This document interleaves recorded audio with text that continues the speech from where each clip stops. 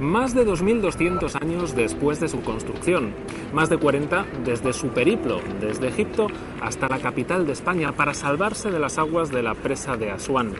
Después de todo este tiempo conocemos muchos datos del templo de Devot, pero otros siguen siendo un misterio, alimentando la leyenda. Vamos a conocer unos y otros.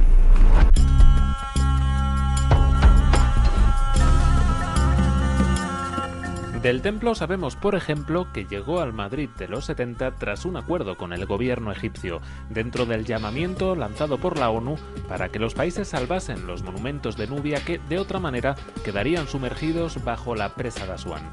Inaugurado por Arias Navarro tras 2 años de restauración, cuenta con unos 1.300 sillares viajeros que tuvieron que recorrer casi 4.000 kilómetros. Desde ese momento se convertía en el edificio de Madrid más antiguo.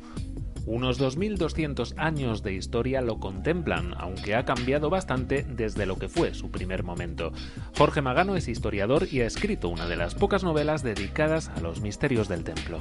Lo que vemos aquí ahora mismo no es exactamente el templo tal como estaba construido en sus orígenes. De hecho, se puede decir que un 40% del templo es de un material procedente de Nubia, de la Baja Nubia, y un 60% o un 50%, de porcentajes no te quiero hablar mucho, procede de una cantera salmantina, porque hay mucha piedra que estaba deteriorada o que directamente no existía, mucho sillar perdido, que hubo que reponer de alguna manera y se trajeron piedras de Salamanca.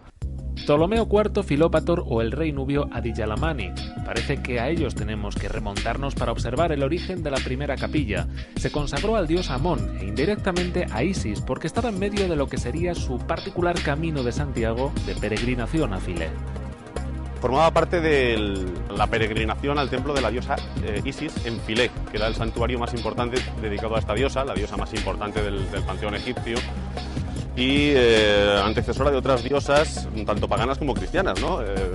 Afrodita griega o la Virgen María cristiana proceden directamente de la diosa Isis, que fue una de las pocas diosas que sobrevivieron, de las pocas diosas paganas que sobrevivieron al cristianismo, porque la mayoría de los templos dedicados a dioses paganos fueron destruidos. Sin embargo, el templo de Devot, quitando alguna cruz cristiana que hay en sus sillares o incluso también signos de censura, porque hay un dios muy importante, el dios Min, dios de la fertilidad, que se representa con un falo erecto, pues fue censurado, fue brutalmente mutilado. Pero por lo demás se permitió el culto a Isis y de hecho todavía se dice que existen grupúsculos adoradores de esta diosa.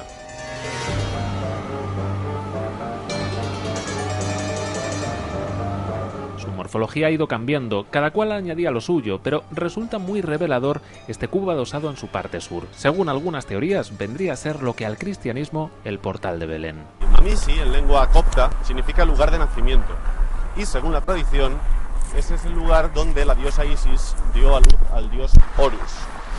Hay teorías que dicen que, que aquí simplemente en Devot Isis tuvo los primeros dolores del parto, pero luego las tradiciones más nacionalistas prefieren pensar que Horus nació en Devot. Por tanto, podríamos decir que el dios Horus, uno de los dioses solares más importantes y que también se asemeja con otros dioses como Jesucristo, Zoroastro y otros muchos, nació aquí. En Europa no supimos del templo hasta 1813, cuando fue descrito por el explorador Johann Ludwig Burckhardt, enviado por Napoleón. Hoy está profusamente estudiado, hasta el punto de que están catalogados más de 200 grafitis o inscripciones que la gente ha ido dejando en los últimos 2 milenios. Pese a tantas cosas que sabemos del templo de Devot, el halo de misterio sigue presente, no solo alimentando novelas, sino también leyendas. Uno de esos misterios afirma, algunos visitantes han asegurado que cuando han visitado el templo a última hora de la tarde, como puede ser ahora, se han encontrado con la presencia de un felino, un gato, que les observaba fijamente. Algunos piensan que ese felino puede ser la reencarnación del propio rey o arquitecto de este templo.